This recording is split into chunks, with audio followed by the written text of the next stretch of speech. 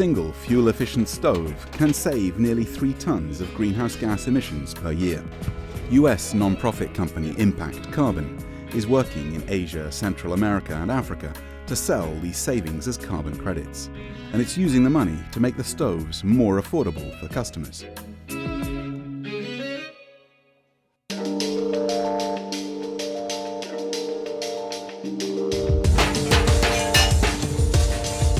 There's a large market for fuel-efficient stoves in Kampala, Uganda's capital. The stoves can cut fuel bills by over a third, but with the price of metal on the rise, stove companies have struggled to keep prices within reach of Uganda's poorest. Impact Carbon is plugging the gap, using the international carbon markets to make the stove companies more efficient and able to scale up, which in turn brings down the cost of the stoves. Mariana Mazon has come to Uganda to assess Impact Carbon's application for the Ashden Awards.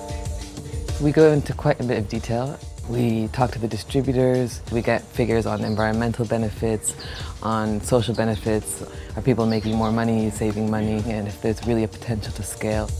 EUF is one of Impact Carbon's partners in Kampala. Originally we were making 100 stoves per month, but just recently we've made 3,256.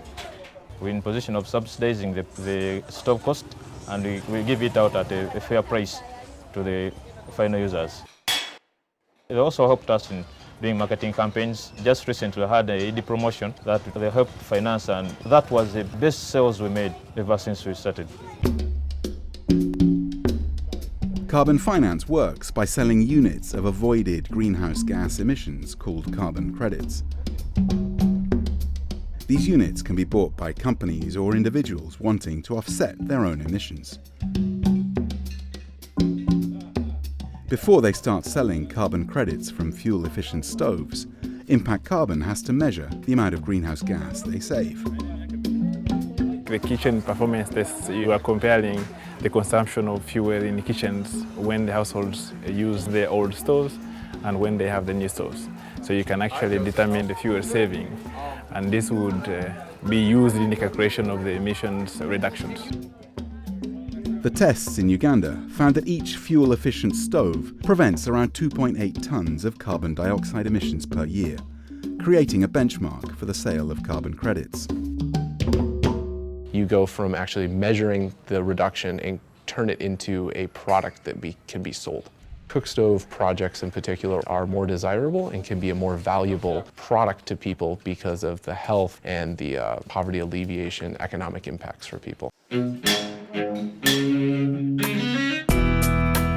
Impact Carbon works with 5 stove companies in Kampala. The carbon finance has allowed the companies to improve their operations and invest in technology and marketing, bringing down the cost of stoves by up to 50% and increasing sales by one company from 200 stoves a month to 13,000. As well as domestic stoves, the companies also supply larger ones for use in restaurants and schools. This is the kitchen. Ever since they renovated this cooking stove, the fuel has been reduced. On wood, they could use a truck almost after every month. Once a month. And how much do you pay for the truck before? A truck around 300,000 shillings. Now we can use one truck and it covers the whole term. Those are 3 months. In Kenya, Uganda and Rwanda, Impact Carbon is now repeating the carbon crediting process for water purifying technologies that offer an alternative to boiling with fuel.